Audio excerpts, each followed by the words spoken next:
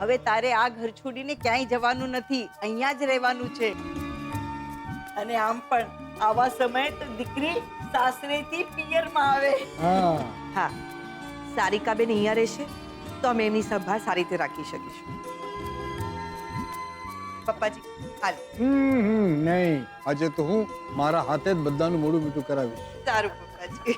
અને સૌથી પહેલા મોઢું મીઠું કરાવીશ સ્વીટુનું.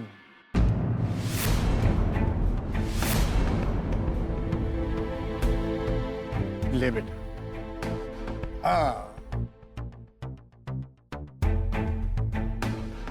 ભારે શુકનની હાલ પગલે તું આવી છે બેટા આ ઘરમાં. બે લગ્ન ઉજવાશે આ ઘરમાં. અને હવે તો સારિકા પણ માં બનશે. નહીં દાદાજી, હું કેવી રીતે? એટલે કે ના બેટા, સૌથી પહેલા તું જ. અરે તારા લીધે તો આ ઘરમાં આટલા ખુશીના સમાચાર આવ્યા છે. હા બેટા, તું ખરેખર સુકન્યા છે.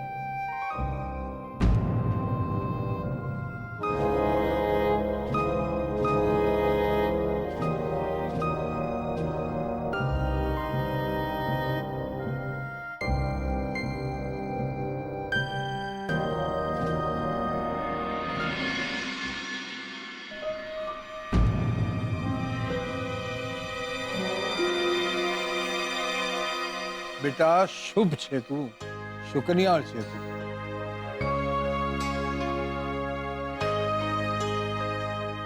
અમારું ઘર ખુશીઓથી ભરાઈ ગયું છે તારા આવવાથી. એ દાદાજી, આ હું કેવી રીતે? हीरा मुख से न कहे लाख हमारा मोल.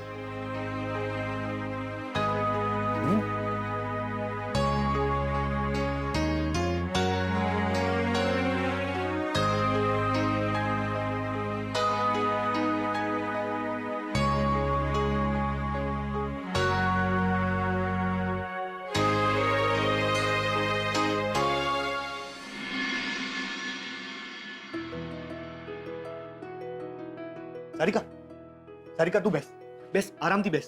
સારિકા, આટલા સારા સમાચાર તે મને ના આપ્યા.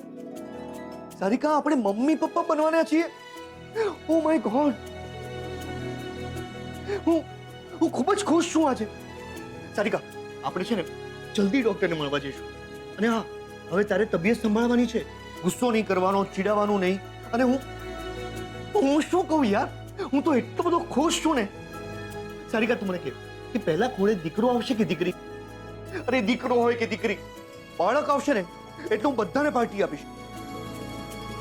આખા ઘરને બહુ જ મોટી પાર્ટી આપીશ. અને આ આપણો જે રૂમ છે ને એ હું રમકડાથી ભરી દઈશ. હું દાઢી પણ કઢાવી નાખીશ. બાળકને વાગે ને તું કહે ને સારિકા, તને શું ગમે, દીકરો કે દીકરી? બસ, મોઢું બંધ કર, ઘેલો ના થા. કશું નથી આવવાનું, ના દીકરો કે ના દીકરી. હું માં નથી બનવાની.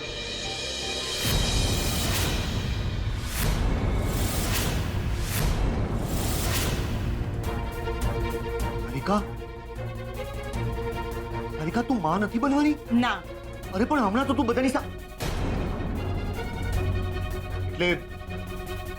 એટલે તું જુઠ્ઠું બોલી એમ? જુઠ્ઠું ના બોલી હોત ને તો આ બેગ લઈને ઘર છોડીને જવું પડત આપણે. કહું તું ને મેં તને કે હું મારા બાપનું ઘર છોડીને ક્યાંય નહીં જાઉં. કહું તું ને મેં, જશે તો આ જીગર અને લક્ષ્મી. આ ઘર મારા બાપનું છે, એ લોકોના બાપનું નહીં. હા, પણ ઘરમાં બધાને ખબર પડશે કે તું માં નથી બનવાની તો? એ વખતની વાત એ વખતે કોઈ બીજું બાનું કાઢી લઈશું.